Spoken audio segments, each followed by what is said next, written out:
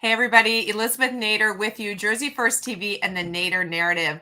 I'm happy to bring to you our resident smart guy, Jim Carter, to talk to us about Biden's economy. Now, Jim, before we get into what's going on with all the numbers and everything, I just want to introduce you to our audience again. You've been on the show before, but I want to tell people why you can tell us all about what's going on with these numbers. So I'm going to brag on you for a minute, if that's okay. Is that good?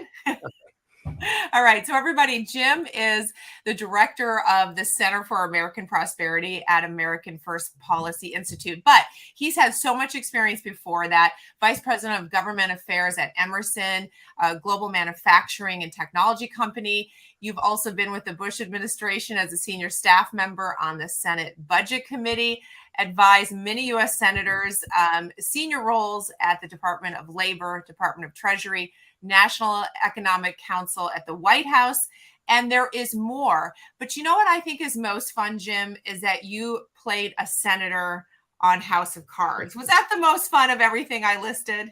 That was fun. I think that's great. All right.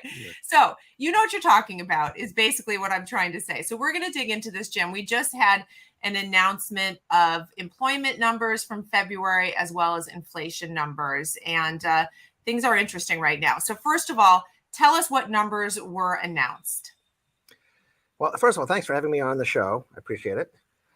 Interesting is not quite the word I would use for some of these. Some are downright depressing. Yeah. We learned yesterday morning that the inflation rate in February, year over year, was at an astounding 7.9%. Now, that's the highest rate of inflation in 40 years, since January of 1982. Wow. And of course, this morning we found out, it gets even better, the University of Michigan's survey of consumer sentiment came out. And according to the paper I have right here in front of me, we had the largest drop in expectations for the future. As it says here, amid a backdrop of worsening inflation, consumers now expect their personal finances to deteriorate in the year ahead by the largest share since the survey started in the mid-1940s. My goodness, that's depressing. It is. Wow. So what they announced, I just want to kind of go over the February employment numbers. Mm-hmm. You said were strong, but wages didn't keep up with inflation. Explain that.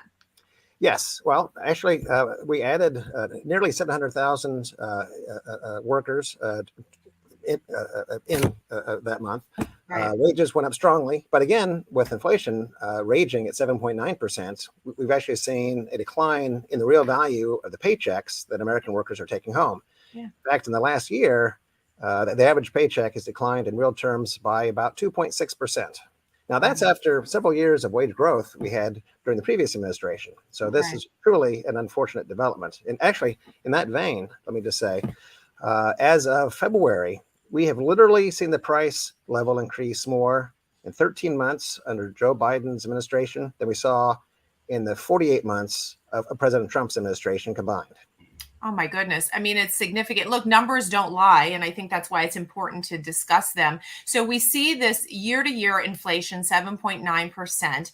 Now, something that is interesting to me, and I don't know if this occurred to you, but you know, this growth of inflation, which they're blaming, the White House is blaming on Russia, really blaming on the situation in Ukraine and therefore the energy situation. But all of that started surging really before Ukraine got intense. So really, what is behind the surge?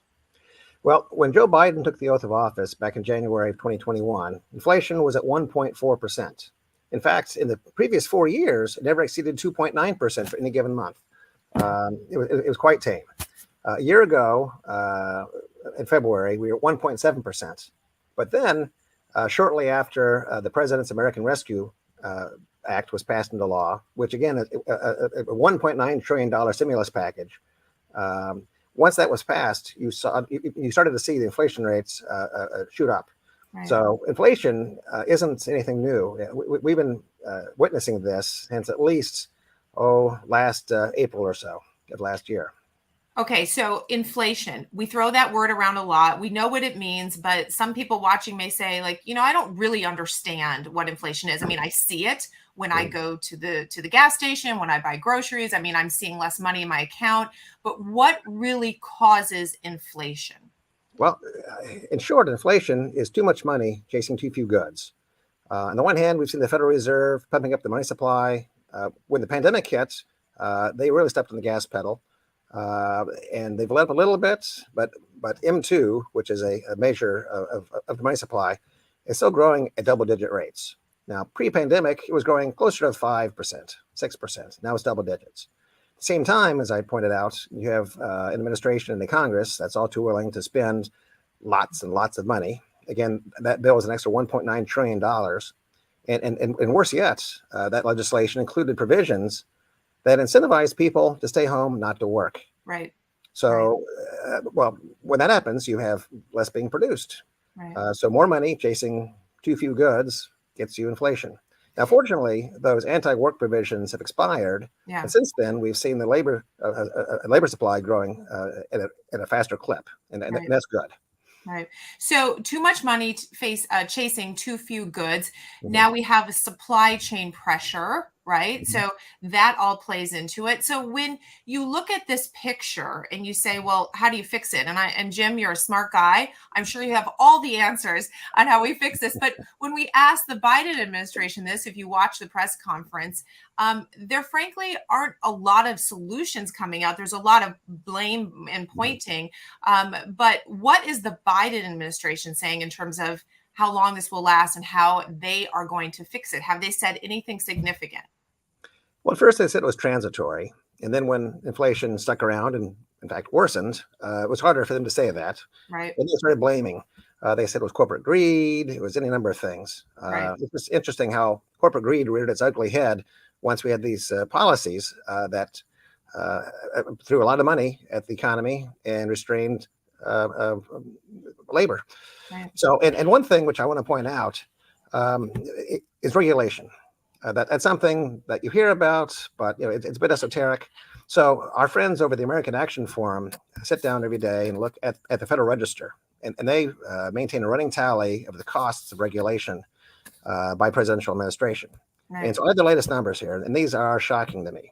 So at this point in the Trump administration, through March 4th of a second year, the net increase in regulatory costs under Trump was $4.7 billion. Okay. $4.7 billion. In this administration, you know what the number is? Yeah. $196.5 billion. Oh my gosh. It's a sea change. Yeah. These regulatory costs are not helping matters. So explain to the everyday person that says, okay, regulations, they don't sound good. Regulatory costs, okay, that seems bad. That's a huge jump. Why should I care? Well, because at the end of the day, it's like throwing sand into the gears of the economy. Yeah. It's costly. And I mean, obviously, some regulation is necessary. Not all Right. regulations are bad. But this administration seems to be quite addicted to it. In fact, I looked at this administration versus the Obama administration. And the Obama administration at this point only had about $67 billion. So they're doing triple the regulatory burden that Obama did at this point. Wow. Man hours alone, according to the estimates, it'll take 131.6 million man hours to do the paperwork associated with this, with just the increase in regulatory costs in this administration.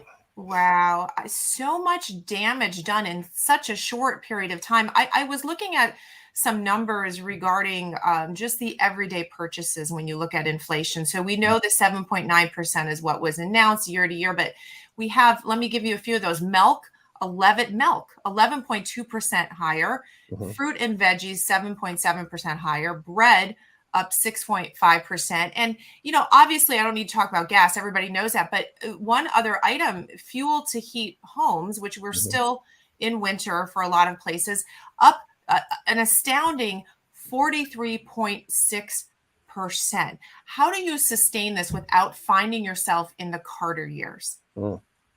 Well, I think we're there. Not your years, not this Carter that I'm talking to. I know. Other one. Well, of course, the Carter years were, well, stagnation was the operative word. And actually, one thing we haven't talked about is economic growth. And I looked at the latest estimates. Right now, the Federal Reserve Bank of Atlanta estimates that the economy this quarter will grow at a growth rate of 0.5%. And for the year, Goldman Sachs just came out with an estimate of below 2%. So what we have now is the highest inflation rate in 40 years, the biggest regulatory burden we've ever had, and a very, very slow growth rate. So if this is not the definition of stagnation, I don't know what it is. And I think soon we'll see even more. I mean, I'm old enough to remember gas lines. I wasn't driving, Jim. I wasn't driving, but I was in the car with my parents when you were allowed to go to the gas station on odd, even days, whatever. I mean, that line waiting for gas. I mean, we're not, we're there soon if something isn't done. I want to point out the Treasury Secretary, Janet Yellen, because she contradicted the White House. I think what you said before is the White House has claimed this transitory nature of the inflation, but she came out pretty strongly and said she expects another year of uncomfortably high inflation. Yes. Pretty certainly. Do you agree with that? Yes, I do. Well, next week, for instance, we will get the producer price index update. And guess what? We're probably looking at 10% annual rate of inflation for producer prices. And this is before we factor in really the disruptions and the price increases associated with the invasion of Ukraine. Yeah, right. All of that as that continues. And also Biden's choice not to allow for domestic production in a way that would help us out of this. So I want to put you in the chair of the president. All right. I want to put you there, Jim, and you're in control and you can make decisions. This is overwhelming to a lot of people. How do we fix it? Well, first of all, by reversing many of the policies that this administration has implemented. We need to do things to increase production, to increase supply. So allowing the construction of the XL pipeline. There's a list of 25 different actions this administration has taken that have the impact of raising energy prices and restraining U.S. production. So we need to open up that valve again and get production up in energy and everywhere. So reducing the regulatory burden would be helpful. Not trying to pass multi-trillion-dollar spending packages would be helpful. Yeah. And really, we're in a pickle because the Federal Reserve will need to be raising interest rates and putting the brakes on. Right. But with the economy so weak, how hard can they push on those brakes without teetering the economy into recession? In fact, Goldman Sachs, again, just today announced that they estimate there's a 35% chance we'll fall into recession within the next year. Wow. All right. So guaranteed, but it's right there. It's right there. So then we will start to see an impact on real estate. I can't imagine that we're going to see mortgage rates continue to be low. Recalling, and again, I was not of the age to buy a home, but recalling that they were pretty high back with the Carter administration. I mean, double digits, very high. So prime rate peaked at 21%. Yes, back in the early 80 period. Right. I mean, that's hard for many people who have been, newer homeowners or don't recall that to imagine that. So what do you think is going to happen with the real estate market? Good question. Again, we have falling real wages. We have a stagnant economy. Something has to give at some point. Right. So all of that is possible. Well, I think this is a great thing to discuss so people understand it. They feel it, but they don't necessarily understand why it's happening, and a frustration that something's not being done about it. Now, I know you're not a politician, but would you imagine, as I do, that the Democrats pay a high price for this in the midterms? I would suspect so, yes. Yeah. And hopefully so we can start to stop some of these policies, right, that have hurt us so very much. Jim, what final thing do you want to say to people in terms of planning for an upcoming recession? What do you do? What do you do if this thing feels out of control? It feels like, inflation keeps going. As a family man, as somebody who is preparing for potentially a worsening economic environment, what do you say to people? Work hard and pray. Yeah. Work hard and pray and save, right? And try to figure out how to make it through that time. I mean, hopefully, again, the midterms will make a difference, and smart people like you will eventually have some influence on what's going on down there in DC. Jim, thank you so much for this quick overview. We're going to have you back. I love the way you break it down, and I think, unfortunately, this is going to be an issue we're going to need to focus on for a while. But I don't want to leave people without hope. So one thing we have seen in this country is we do tend to swing, pendulum swings far, and we come back, right, Jim? We do come back. We do. Absolutely. All right, Jim, thank you so much. We will talk to you again. And to my audience, share this, watch it, share it with your friends, but continue to have hope, because America is a great place, and somehow, some way, we always fix it. So